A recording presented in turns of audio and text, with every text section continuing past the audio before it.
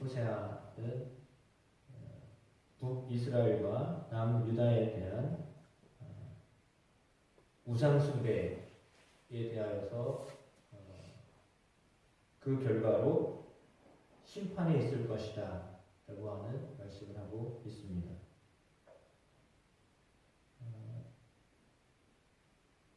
하나님이 오신 것은, 하나님이 우리를 향하신 하나님의 뜻은 재앙이 아닙니다.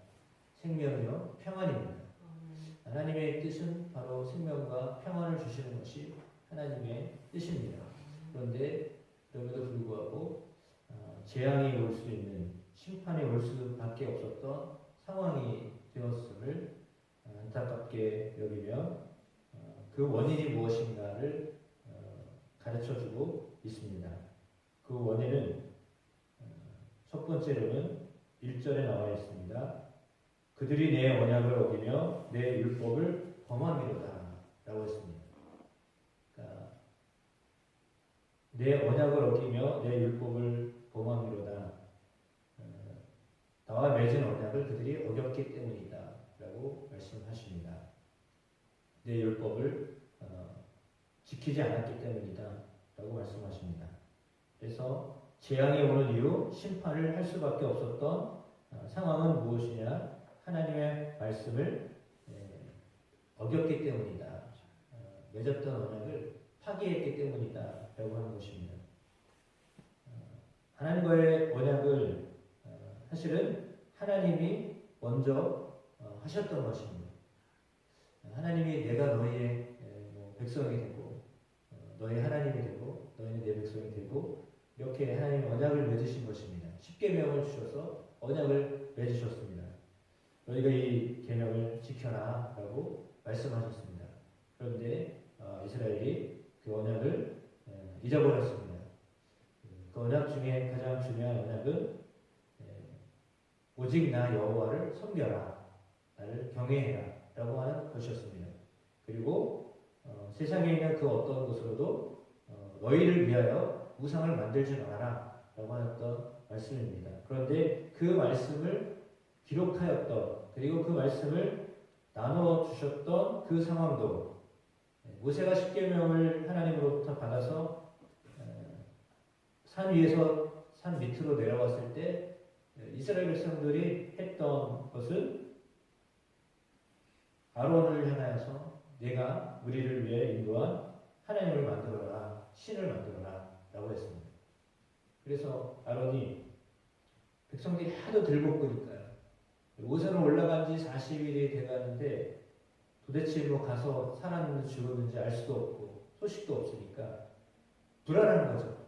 그러니까 모세를 통하여서 이렇게 출발을 해서 온 지 얼마 안 됐는데 모세가 올라가가지고는 아무 소식이 없으니까 너무 답답한 겁니다.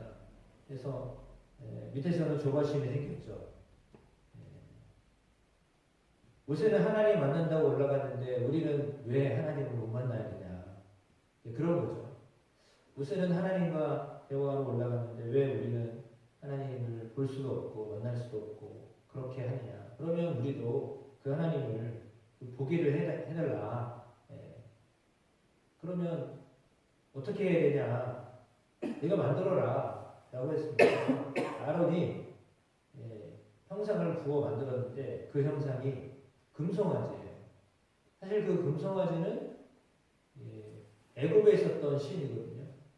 그런데 그 신을 지금 이곳에서 만들어 놓고서 이게 우리의 신이다, 이게 우리를 여기까지 인도한 하나님이다 라고 하고서 그 금송아지를 만들어서 거기서 막 난리가 난 거잖아요. 그래서 모세가 내려와서는 그 모습을 보고 너무 화가 나가지고 하나님이 만드신 십계명 돌판인데 그걸 깨버렸어요. 사실 이스라엘의 모습은 그래요. 하나님이 말씀을 주고 있는 순간에도 한편으로는 그거를 깨버리는 것이 인간이에요. 그게 우리예요. 지금 말씀을 하고 있는데 그 말씀에 대해 관심이 없고 또 다른 내가 보여주는 신, 내게 보여주는 신을 쫓아가는 것이 그게 인간이에요. 그러니까 당장 눈앞에 보여주는 신을 쫓아가고자 하는 것이 인간이거든요. 그래서 하나님을 보여달라. 지금도 여전히 마찬가지예요. 하나님을 보여줘라. 내가 보여주면 내가 믿겠다. 라고 해서 실상 보여지는 신. 그러니까 우상을 섬기게 되는 거죠. 왜 우상은 보이잖아요. 하나님은 우상을 만들지 말라고 하셨거든요. 어떤 것으로도.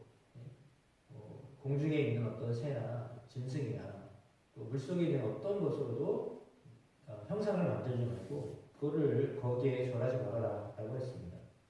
그러니까 하나님은 형상이 없는 분이에요. 눈으로 볼 수 없는 분이에요. 근데 그렇게 볼 수 없는 분, 그렇게 볼 수 없는 분을 보게 해달라고 했기 때문에 금송아지를 만들었었는데 그걸 그냥 나중에 다 없앴잖아요. 그럼에도 불구하고 그들의 마음에는요 여전히 있었던 거예요. 금송아지를 깨부수고 가루로 만들고 그렇게 했음에도 불구하고 그들 마음에는 그 형상이 아직도 남아 있는 거죠. 그래서 그 우상에 대한 마음들이 한편에 있었던 거예요. 그러다가 가나안에 들어갔는데, 우리가 애굽에서 봤던 그 다음 세대들이잖아요. 그런데 보니까 그 다음 세대들도 그 우상을 본 거예요. 와서 보니까 여기도 있는 거거든요.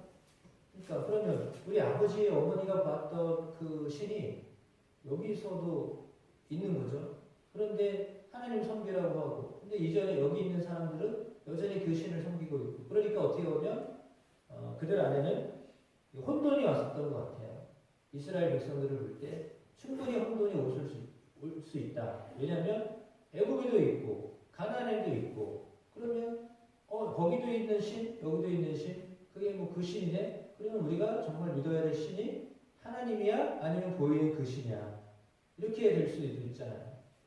근데 그들은 그냥 보이는 신을 선택했던 것 같아요. 그러니까 말씀은 사실은 보이지 않잖아요. 언약은 보이지 않아요. 들려진 것이죠. 그런데 그들은 보이는 우상을 섬겼던 거예요. 그래서 보이지 않고 들려지는 말씀을 기억하고 그 언약을 듣고 그 언약에 귀 기울이고 그렇게 살아야 되는데 보여지는 신을 따랐다라고 하는 것이 북이스라엘의 모습이고 또한 남유다의 모습입니다. 그런데 그것이 오늘 그들로 하여금 그것도 불안하니까 또 보이는 신 강대국을 의지합니다. 그래서 애굽을 의지하고 그렇게 되는 거죠. 그래서 13절 말씀에 이제 그들의 죄악을 기억하여 그 죄를 벌하니 그들은 애굽으로 다시 가리라. 애굽으로 다시 돌아가게 될 것이다. 라고 그렇게 말씀을 하고 있습니다. 그러니까 14절에 결론적으로 말씀하시기를 이스라엘은 자기를 지으신 이를 잊어버리고 왕궁들을 세웠으며 유다는 견고한 성읍을 많이 쌓았으나 내가 그 성읍들에 불을 보내어 그 성들을 삼키게 하리라 라고 말씀하고 있습니다.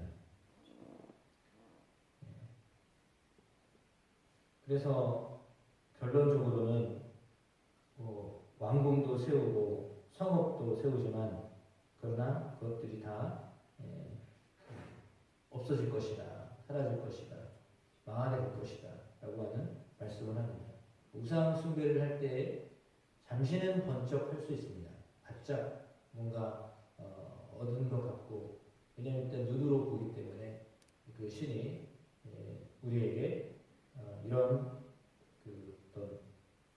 우리의 소원을 들어주었다라고 하는 그런 마음은 들 수 있지만 그러나 그것이 올무가 되었습니다. 사마리아의 경우에도 제단을 쌓았지만 그 많은 제단들이 올무가 되었습니다. 우리가 하나님을 섬긴다라고 하였을 때 하나님은 사실 보이지 않는 분입니다. 그런데 그 보이지 않는 분을 따랐던 우리에게 보이는 하나님으로 오신 분이 예수님이십니다. 하도 보고 싶어하니까 사람들이 너무 보고 싶어하니까 하나님은 보이는 하나님 예수 그리스도로 이 땅에 오게 하셨습니다. 그렇지만 그 예수님이 계속 우리와 눈으로 보이는 하나님, 보여지는 하나님으로 계실 수가 없잖아요. 사람으로 태어나서 어떻게 그렇게 와서 계속 같이 계셔요? 그렇게 할 수가 없잖아요. 그래서 그 예수님 이 땅에 오셨지만 그 예수님이 다시 하나님 나라에 하늘로 올라가셨습니다. 그리고 성령을 보내주셨습니다. 영원히 함께하는. 성령은 보이지 않습니다. 그러나 성령은 우리와 영원히 함께하십니다. 지금도 함께하십니다. 그래서 우리가 의지해야 될 분, 그분은 보이는 신이 아니라 보이지 않는 하나님, 그리고 보이지 아니하시는 성령님, 그 성령을 의뢰할 때 우리의 삶에 어제 말씀처럼 하나님과 함께함으로 형통한 삶을 산다. 형통한 삶은 모든 게 잘 되는 것을 의미하지 않고 하나님의 뜻대로 되는 것을 말합니다. 그러니까 형통이란 내가 원하는 대로 되어지는 게 아니라 하나님의 뜻이 그대로 이루어지는 것을 형통이라고 말하는 겁니다. 성경에 말하는 형통은 그거예요. 세상에 말하는 형통은 만사 형통, 그냥 모든 게 다 잘 되는 거, 그게 아니라요. 하나님 뜻대로 되어지는 것입니다.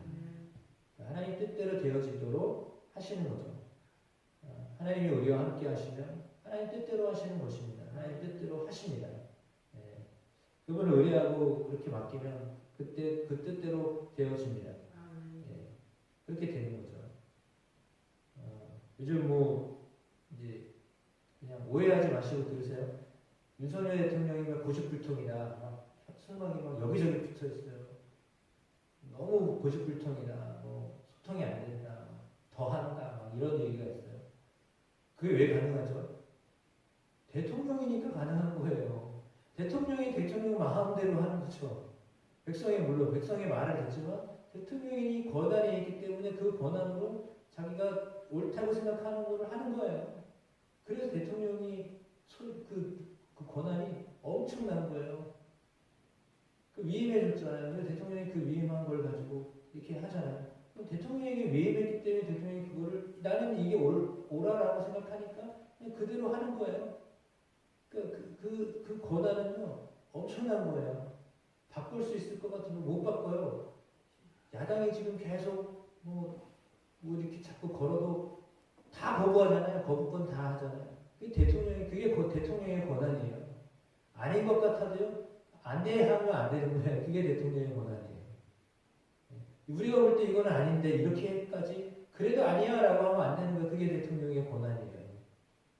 그러니까 하나님의 권한은, 하나님의 능력은 어마어마한 거예요. 하나님의 능력은요, 정말 말할 수가 없어요. 근데 그런 하나님이에요. 그 하나님인데 그 하나님의 권한을 사람들이 인정을 안 하니까 그러면 하나님의 마음은 어떠시겠어요? 하나님이 옳은 분이시잖아요. 하나님이 정의로우신 분이고 사랑이 많으신 분인데 하나님이 말씀하시고 하나님이 이렇게 살아라라고 하시는데 아니에요. 내가 맞지. 내가 맞지. 당신이 맞아요. 내가 옳은 거지. 당신이 옳아요. 이렇게 하는 거잖아요. 사실은 우리가 말씀을 안 듣는다라고 하는 건 같이 그럴 거예요. 그러니까 하나님이 보실 때는 하나님이 답답하시죠. 아니 내가 옳지 네가 옳냐? 내가 정의롭고 내가 사랑이 있지 네가 나보다 낫냐? 그렇게 하시는 거죠. 그럼에도 불구하고 그냥 치시고 징계하시고 아프게 하시고 그래서 이제는 내 말을 좀 들어라 라고 하는 거예요. 그래서 돌아가면 그러면 그것이 은혜죠.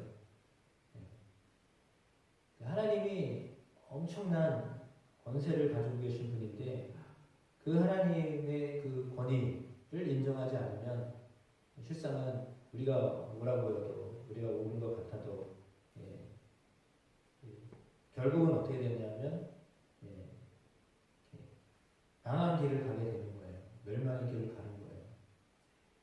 내가 보기에 옳은 것이 아니라 하나님이 말씀하시는 것을 귀 기울이실 수 있어야 돼요. 아셔야 돼요. 하나님 뜻을 아셔야 돼요.